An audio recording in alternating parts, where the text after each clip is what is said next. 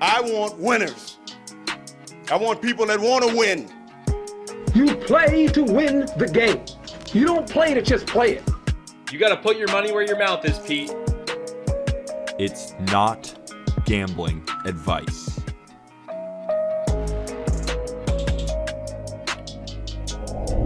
Mailbag Friday on Not Gambling Advice. I'm Peter Apple. That's Colby Olson, and we are answering questions left off our Twitter at gambling_advice. We have a bunch of questions that pertain to gambling and fantasy, but I am in a terrible mood to start this podcast, so I just want to get it straight out of the way.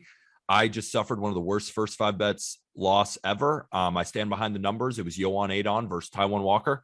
And Taijuan Walker has bad numbers against the Nationals, and it's Yohan Adon, one of the worst pitchers in baseball right now. But here's how it went. So I lost through the first 5 innings on the over. 14 balls were hit over 95 miles an hour through the first 5 innings. That's generally what you'll see in a full game. And that's why 14 players were left on base in 5 innings with 6 walks. There was terrible base running. There was multiple double plays. But now I'm trying to turn the page onto a happier note because I get to speak with my man, Colby. Colby, hopefully you're doing much better than I.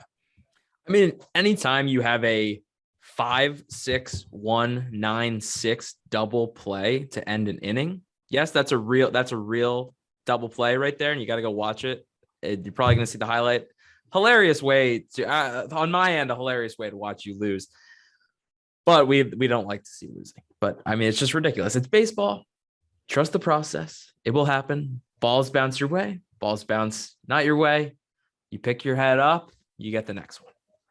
Pick your head up and get to the next one. So let's stop mulling over it because it's a new day. Closer mentality. Got to have a short memory. We battle back and we'll be better tomorrow, or hopefully for the rest of the day. So let's get to the first question on the mailbag. Again, these were asked on Twitter at gambling_advice. You can find that tag in the episode description. So number one, what are your thoughts on the catching position? Because there are some top catchers like Yasmani Grandal and Salvador Perez that are slumping right now, but there are some big breakouts like Dalton Varshall, who was asked by D Hills on Twitter. So before I throw it over to you, Colby, it's interesting because we spoke at the beginning of this season kind of saying, yeah, this catching position is just not super deep. There's a couple guys at the top that you really want, and there's some sleepers at the bottom. You know, we were talking about some rookies, but overall, I feel like this position hasn't been great clearly to start the season, but it has been pretty deep. Would you agree or disagree?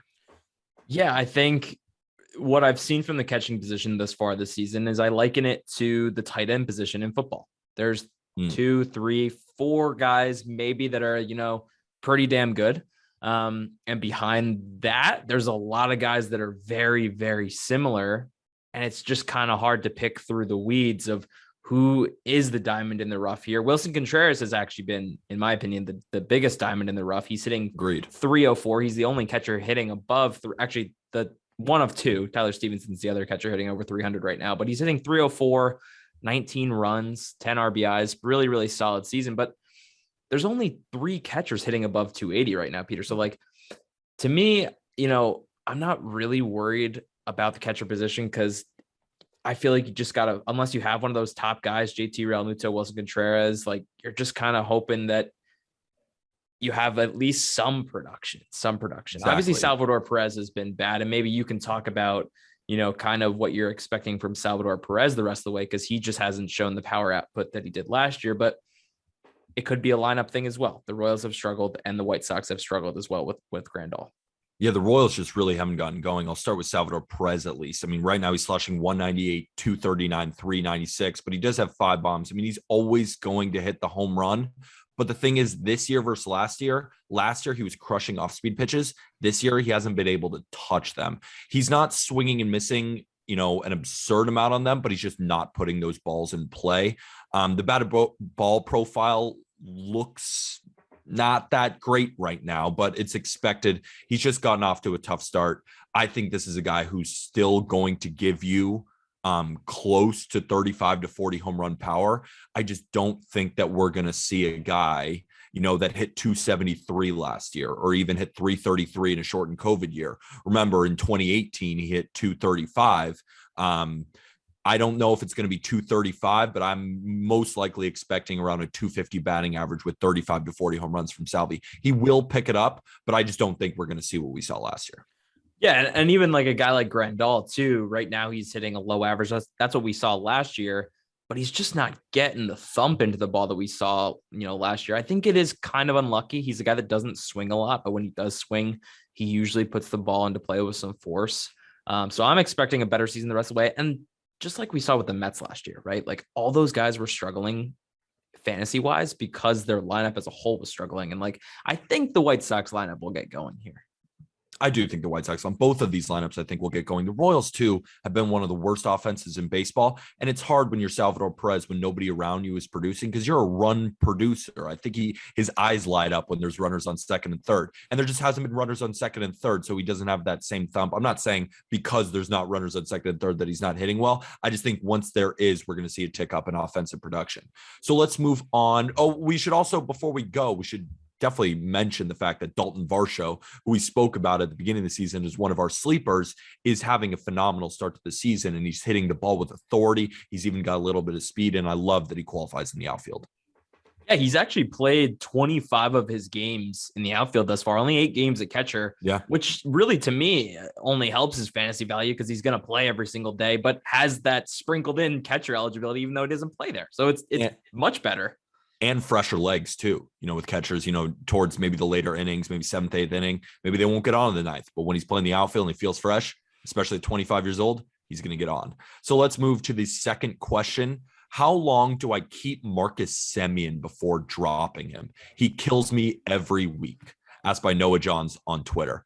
Colby, I'm going to throw that over to you, especially because no real reason. I've talked a lot about Marcus Semien, so I want to hear your opinion on him at the moment. Yeah, it's funny. I think this is a guy that we haven't spoken about once on this show the entire year.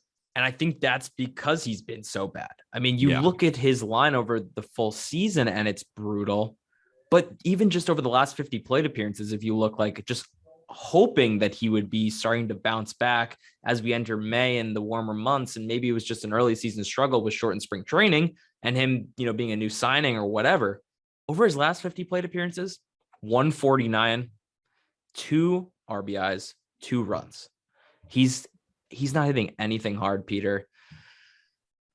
It's nearing the time for me to think about dropping him if there's better options out there right now. There's plenty of good options on the waiver wire. To me, it's like if you can go grab a guy like Santiago Espinal, how do you let a Santiago Espinal slip through your fingers and hold on to Marcus Semien, who has a 28% hard hit rate right now, for somebody that could be giving you value right now? Do you think he turns it around? Because to me, it's just like, this is bad.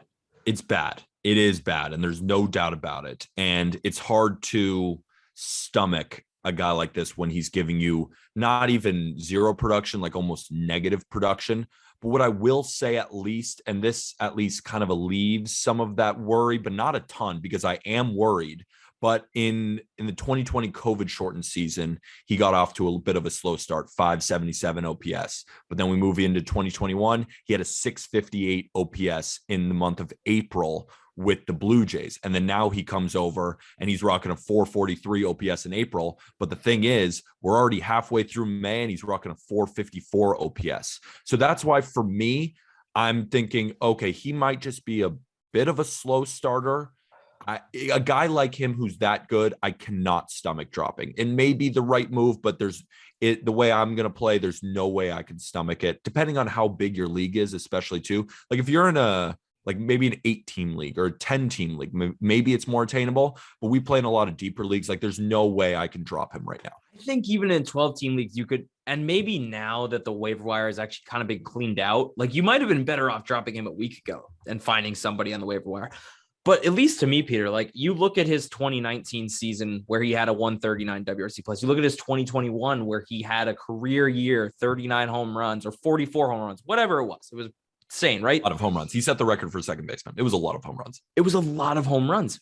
In 2019, 38% hard hit rate. In 2021, 41% hard hit rate. But in all of his other seasons, he was a WRC plus around 95.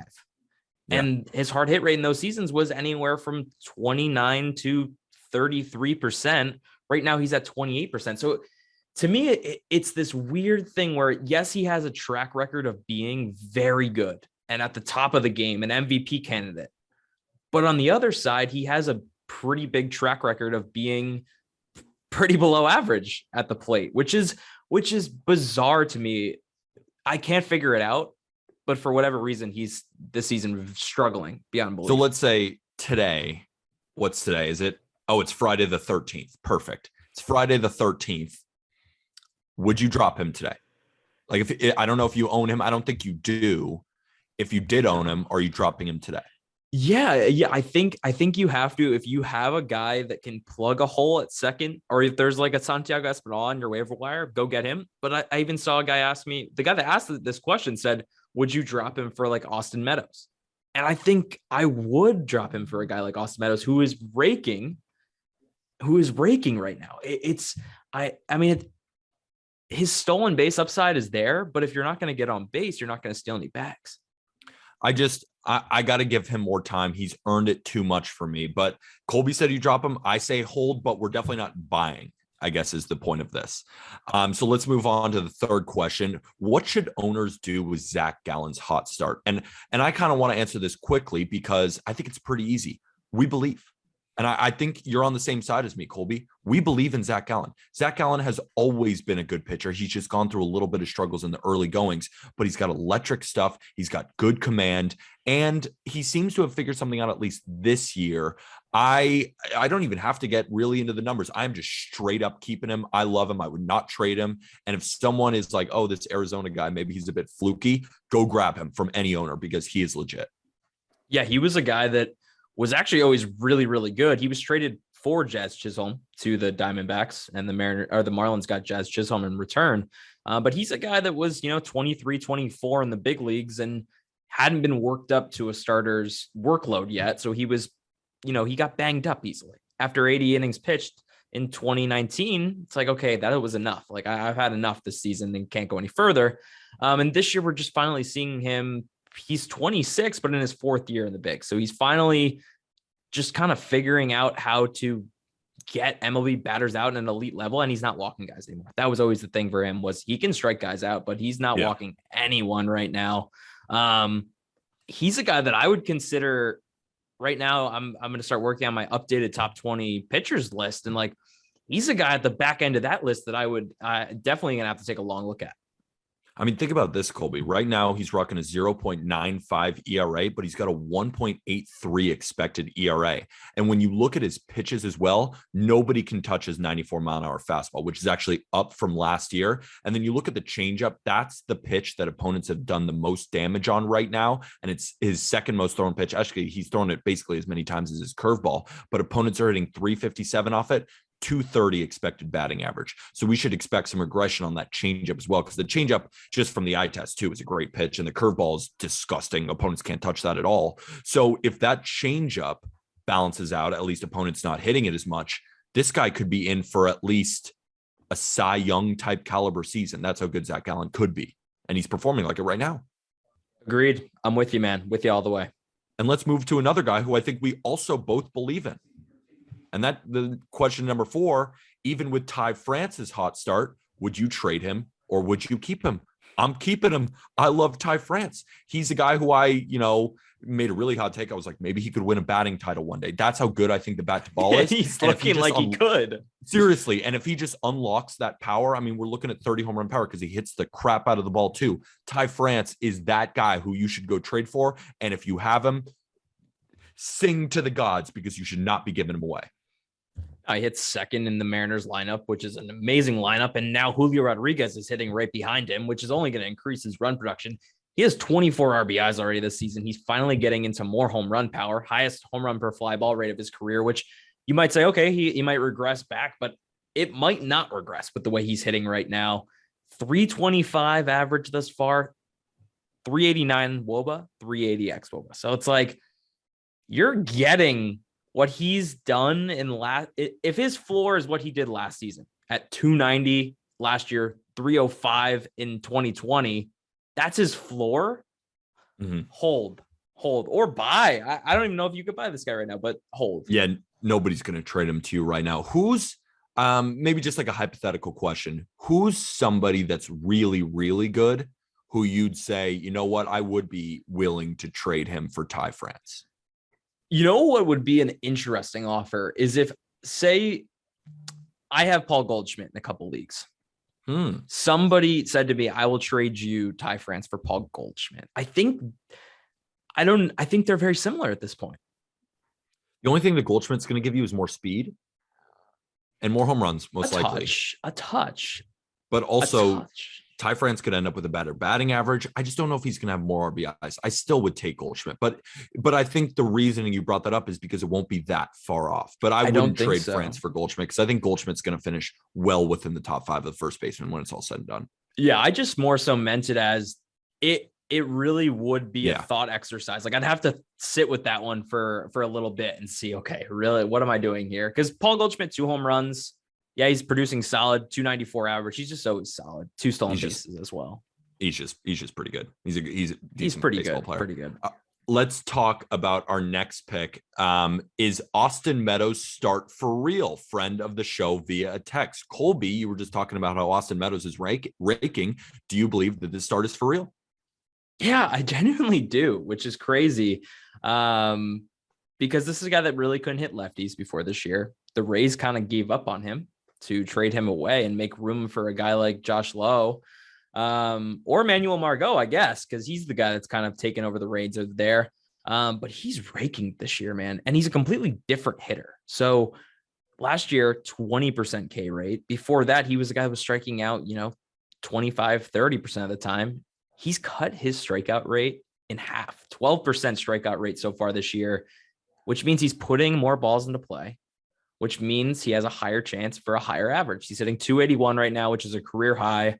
He doesn't have any home runs, which to me also signals that I think he could get into some more power here. He's hitting more balls on the ground, which is helping with that average.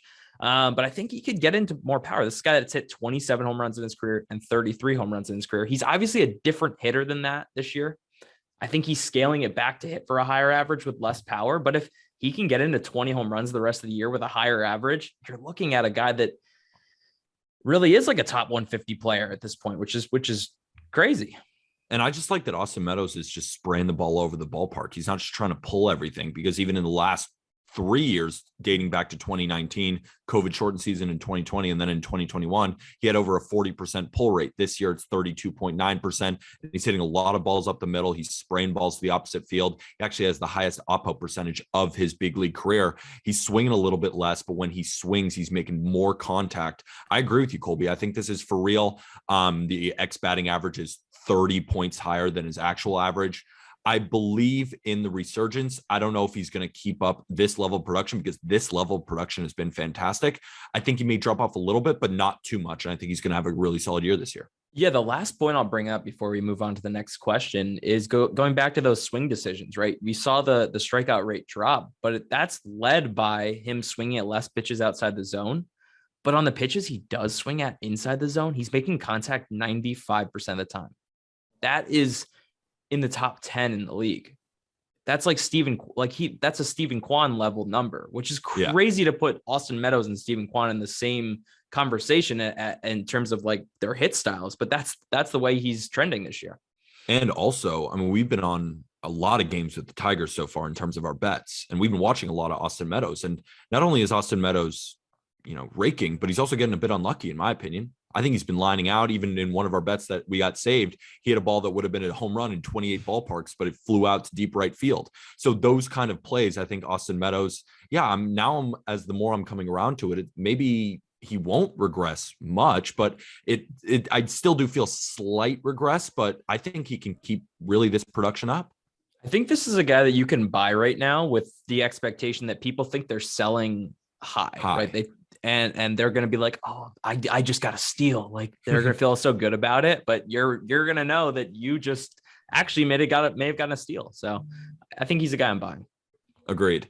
So before the next question, I want to talk about Prize Picks, because Prize Picks is the sponsor of Not Gambling Advice, one of the best partners in the world. And the great thing about Prize Picks is that when you use code JustBaseball, you get a deposit match of a deposit match of whatever you deposit on Prize Picks. The link is in that description. Colby and I have been doing a bunch of props, different bunch of parlays, and we're going to talk about a lot of those gambling stuff, but I really wanted to touch on Prize Picks, let them know we appreciate it and that we've been humming in the Prize Picks. We had Brandon Nimmo this morning who already hit his over walks and bases as well.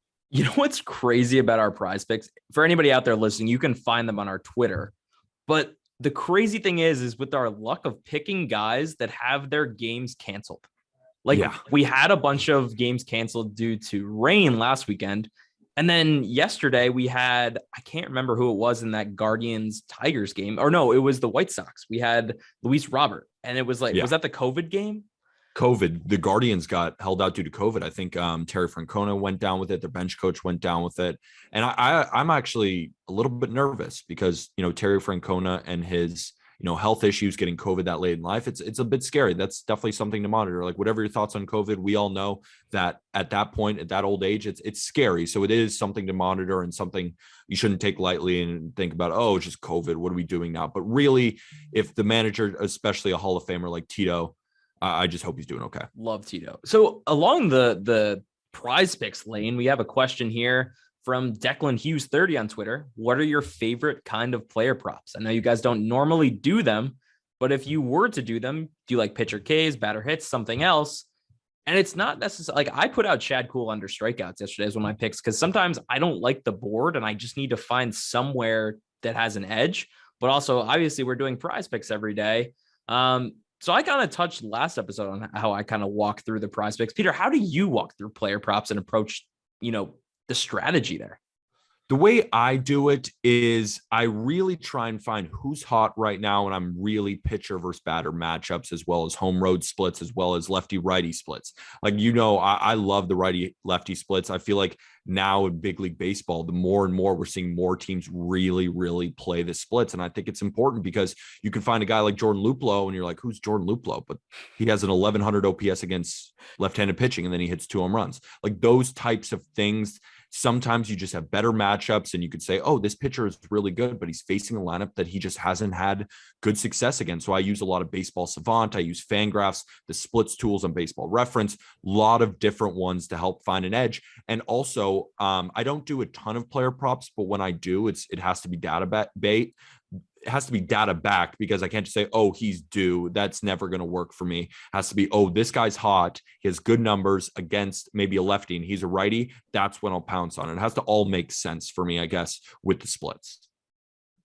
Yeah. So with the Prize Picks, I've been really finding edges on the runs and RBI totals. So you can bet over a half RBI and run. And there's a lot of good players in there, like Nimmo today. That's what we hit. And he hits at the top of the Mets lineup. I expect the Mets to score that day. I'm usually expecting in more than half of his games that he's going to score a run. So I'm really enjoying those. I think we're going to start hitting more of those. I agree. I think we're going to start hitting more of those. And if you want to deposit match and follow us all year on Prize Picks, follow us at @gambling_advice on Twitter. We're going to post our Prize Picks there. If you want to download the Prize Picks app, click the link in our episode description. You get a full deposit match. If you deposit $200, you get $200 free to play with, and we're going to be rocking with them all year. So thank you to Prize Picks, and make sure to use that code in our episode description. So Colby, let's move on to the next question. When do you find the best time is to have first 5 lines compared to full game lines? What would be the magic number or statistic that you're looking for? Asked by Connor Silverthorne on Twitter. But before we get into that question, let's talk about MyBookie. Yeah, let's talk about MyBookie, man. I mean, whenever we're looking, say, at a full game line versus a first 5 line, I'm on MyBookie looking and say the Yankees today, or it was Yankees White Sox today, right? I'm looking and I see Dylan Cease is pitching against Luis Gil, who just got called up. Luis Gil has a 9 ERA. Dylan Cease is one of the best pitchers in the league. And better. But the White Sox are minus 145 on MyBookie. I go to the first 5 line. Okay. First 5, the White Sox are minus 105. That is a much more palatable line for me. I believe that the White Sox can score early, but I also believe that Dylan Cease will shut down the Yankees, who have been slumping actually over the last week. for those first 5 innings. So a lot of times when you're looking at MyBookie, which you should go check out and use our promo code JustBaseball for a 50% deposit match up to $1,000. So if you deposit $2,000, you get $1,000 free. It's crazy. If you have that money, please go do that, because that's just stealing money. But it really is just an advantage to get more value. Like I don't want that minus 145 if I believe heavily in the first 5 innings, and we've been getting a ton of edge that way this year. Yeah, I agree too. And it's a way to isolate the starting pitching matchup.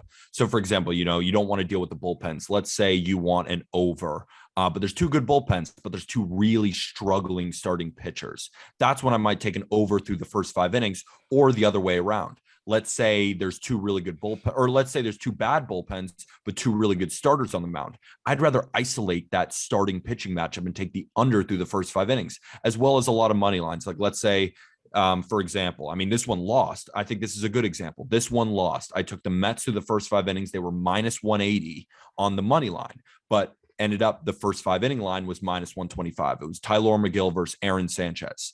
Yeah, the Mets lost that one. Tyler McGill gave up 8 earned runs in 1 1/3 innings. After that was the Mets scored 5. After the Mets scored 3 runs in the first inning. So that's the kind of luck I've been on right now. The thing is, if we had taken the Mets money line at minus 180, if we had taken the Mets spread at, what, minus 120 or whatever, minus 1.5 was, you would have lost that one too at more juice. So that's a way to at least not hedge the bet, but at least, come out of it with less juice. So that's why there's a lot of games that are minus 170 money lines, minus 180 money lines, and you can find a much better line on the first 5. And generally, more often than not, the team that wins through the first 5 innings is going to win the full game. Of course, there's happenstance. And you don't have to deal with the bullpen, but you don't ever have to deal with it. And, I think the best example, Peter, is going back to the Phillies Mets game where they blew that 7-run lead, right? If you bet the Phillies first 5, you hit. You don't have to worry about the rest of the game. You're all good. So I don't think there's any magic number statistic we're looking for. It's that betting first 5 lines is really all about betting the market and not betting on a minus 180 favorite, because that's just not profitable over a full season. Not profitable over a full season. So use code JustBaseball in MyBookie, and you can find all those first 5 lines on there. I've been feeling that those have really good odds as well, actually finding more than most books as well. So I'm usually on MyBookie in the morning, at least putting those in there, because they have really good first 5 innings bets. But sometimes we play the money line because sometimes we think it might be a closer game and could be tied at the beginning of the first 5 innings. And that's also the thing, that team has to win through the first 5 innings. Occasionally you could take a money line if you see a push happening, but generally, more often than not, we're going to take the spread because we believe in that first 5 innings bet. So moving on to question number 8, we only have 2 more questions on the mailbag this morning. Should I be concerned about Trey Turner's lack of power so far? Asked by our guy Smith, doing some graphics for us. Colby, give me your thoughts on Trey Turner right now, because it is a bit concerning, but then again, it's also Trey Turner. So how concerning really is it? Not at all. Not at all, frankly. It's Trey Turner. He'll figure it out. I mean, the one complaint that anybody could have is that he's hitting the ball on the ground a little bit more. When you look at it, his ground ball rate is up about 4% right now. Line drive rate's down a little bit. And looking at average launch angle, it's pretty big difference from last year, 11.4 average launch angle. This year, 5.2 degrees of average launch. So he's hitting the ball on the ground more, but he's still hitting the ball hard, 46% hard hit rate. And yeah, he hit, I came into this year, Pierre, and I was like, yeah, this guy's going to hit 30 home runs, because last year he did show that he could hit the ball in the air more with that force of the 46% hard hit rate. He's not doing that so far this year. So maybe I think we definitely need to temper our expectations of, this guy is a 28 home run guy again. But I don't think that Trey Turner the rest of the way is going to hit 259.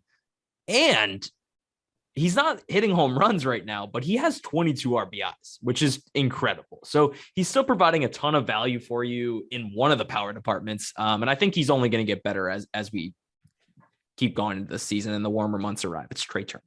Yeah, it's Trey Turner. I mean, he's 5 for 6 on stolen bases. He's in the 100th percentile in sprint speed. The great thing about Trey Turner and why he's so valuable in fantasy is that regardless of even if he hits home runs, he's going to give you a ton of value with run scoring opportunities, with RBIs. The batting average is going to climb up. He hit 330 last year. You think he's going to hit 259? No shot, at least in my opinion. And then he's going to hit some home runs as well. I'm pegging him around 25 home runs. I think he's still going to get on a hot streak. And I still think, like, yes, I think for this season, we do have to temper expectations, but I don't think you were incorrect when you said he's got 30 plus home run possibilities because of that hard hit rate and what he was doing with his swing. So I wouldn't be surprised if in, June, July, the weather starts getting hot in LA and he hits 10 home runs in 2 months. Wouldn't be surprised at all. So let's get to the final question of the Not Gambling Advice mailbag. Of course, we asked all these questions on our Twitter, gambling_advice. What are your favorite fantasy scoring types and why? Colby, I'm going to throw that over to you first, but I just have a quick story that I've never really done an auction before last year. We did an auction for a fantasy draft, but it's funny, the league didn't really get all that in because we were bootstrapping and we were just trying to make it as a business. So the last thing on our minds was the fantasy league, but that auction draft was one of the most fun drafts I've ever had. That's not really a scoring type, of course, that's more of a draft type, but I advise if you guys you've done snake drafts your whole life and you're so used to it, try an auction in your next draft. It's so much fun. Yeah, you have to know what you're getting into because the auction drafts are long. They're long. They can take up to 5 hours depending on how big your league. I mean, but Colby, my thing is, if you're listening to a fantasy baseball podcast, you're down to draft. You're down to draft for 5 hours. I mean, the thing about fantasy baseball or even fantasy football or any of the fantasy sports is the most fun time of the year is drafting. Drafting your team is the most fun thing you could ever do. So yeah, I think you got to do an auction draft. What I want to try eventually is doing an in-person auction. I've heard that's like a whole different experience that I need to try. In terms of the scoring types, I play in a lot of different leagues. I play in a dynasty league, which uses basically imagine WRC plus scoring. It actually uses like the elements of WRC plus scoring. So that's like uber realistic and has its benefits, but sometimes it's like too uber realistic. Then I play in just your standard like head-to-head 5x5 scoring, which is, it's average. It's what we kind of use to base the show around. My favorite scoring this year, though, has been head-to-head where you're playing for categories. But each category is like a win in itself. But the categories we have are really, really solid. We have quality starts, which I used to be kind of down on because I'm like, quality starts don't actually mean anything for pitcher performance. And maybe they're a little wonky, but it's actually a skill this year, finding pitchers that can go 6 innings into a start. Yeah. No pitchers go like unless they're the best pitchers, but like those fringy guys you're picking up week to week don't get quality starts. And that's what makes a guy like a Miles Michaelis so valuable because he can go 7 innings into starts consistently. And then Roto Leagues, if you've never done a Roto League are exhilarating because it changes every single day, like how many points you have. And so like, yeah, you're not playing against anyone per se, but you're actually playing against the whole league. And I'm in an interesting league where you actually get paid out monthly. So like the winner of the Roto every single month gets paid, or if you're in like 11th place, which I am, you have to pay money every single month. So it's like, I'm just grinding my way to like not be in last. It's a good, you're grinding your way to not be in last right now. That's what you're doing. Yeah. I took over a team last year that had been, oh, that's not your fault. You not really. Yeah. And it's a keeper league. So like some of these teams, man, just have like and Juan Soto and Acuna and Tatis on one team. And you're like, wait a second. And I haven't come into a fantasy scoring settings where I'm like, oh, this stinks. Like I think each scoring type has its own positives and negatives. I always say my favorite, I agree, I think is with the categories just because I think it's more fun depending on what those categories are. But I would say head-to-head categories where you have to win one of those categories or multiple, you have to win 3 of 5 each week. That's the most fun for me because I love piling up on those categories, but also head-to-head scoring is really fun for me too. So that'll do it for this episode of Not Gambling Advice. It is Friday, May 13th. Stay safe, with all the Friday the 13th nonsense. Has anything ever bad happened to you on Friday the 13th, Colby, that you can remember? I can't remember. I used to be really superstitious when I was younger and playing baseball, but I stopped the superstition once I went to college and started doing data analytics and learned that all superstitions are lies. Yeah, it's just happenstance and coincidence. So definitely check out our Chalkboard Baseball group chat. That's in the episode link description as well. We're talking baseball all day long on Chalkboard, and use the code JustBaseball both on Prize Picks and MyBookie. If you use them both on those apps, which is in the episode link description, you can get free money just for depositing. So Colby, unless we got anything else, get your Just Baseball merch. I'm rocking my Not Gambling Advices shirt. I have been rocking this now for a while, but unfortunately I am losing in it. So I'm just not in a great mood because still this over is still not going to hit again. And it's just a bad beat. But I think we have to have a closer mentality and we have to get rid of it, throw it over the shoulder because the numbers made sense and we got to trust the process. And you're right. And sometimes these things just don't happen. Go outside this weekend. It's going to be beautiful. Go outside, maybe play catch, get your glove that you haven't used in a long time, and go outside, have a catch with somebody. That's what I'd recommend. I'd recommend that as well. Stay safe Friday the 13th, and thank you, everybody.